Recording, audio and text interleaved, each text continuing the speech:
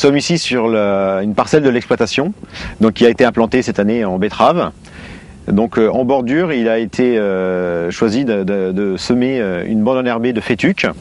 Donc elle fait 10 mètres de large sur une longueur totale de la parcelle de 500 mètres. À l'origine, donc il y a 4-5 ans, il y a un contrat qui avait été signé avec les chasseurs du département pour une bande refuge pour le gibier, qui était composée d'un mélange maïs-sorgho. Et à l'issue des 2 ans de contrat, il n'a malheureusement pas été renouvelé. J'ai donc choisi de maintenir ce principe, mais en fétuque, donc de 10 mètres. C'est ce qui me permet réglementairement de pouvoir le déclarer sur le dossier PAC.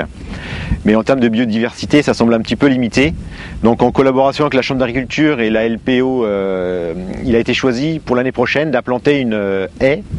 Donc la question aujourd'hui, c'est une haie en linéaire d'un bout à l'autre, en plein milieu de la bande enherbée, ou alors une haie buissonnante, par bosquet, par petites touches.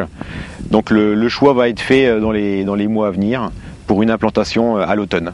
L'objectif étant d'augmenter la biodiversité sur cette zone du territoire. Donc là, en fait, on est sur une bande enherbée qui longe une des parcelles de Michaël Jacquemin, qui en fait est intercalée entre 2 cultures. Donc il y a cette notion de corridor au niveau biodiversité qui est très importante. Donc la bande a été implantée en fétuque élevé, ce qui fait que on a quand même un habitat et un couvert qui sont assez denses.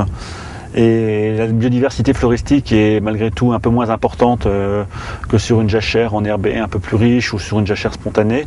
Néanmoins, on trouve pas mal d'orthoptères, d'insectes, d'invertébrés.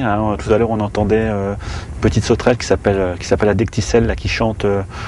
Il y avait au moins 3 chanteurs dans une petite surface, donc ça c'est intéressant. Et puis ça permettra, lorsqu'on aura implanté des buissons ou des arbustes, de diversifier les habitats et le milieu et d'attirer d'autres espèces, sachant que les bandes enherbées entre les cultures, c'est quand même très intéressant d'un point de vue biodiversité. Ça sert un petit peu à casser le parcellaire et puis les grandes cultures.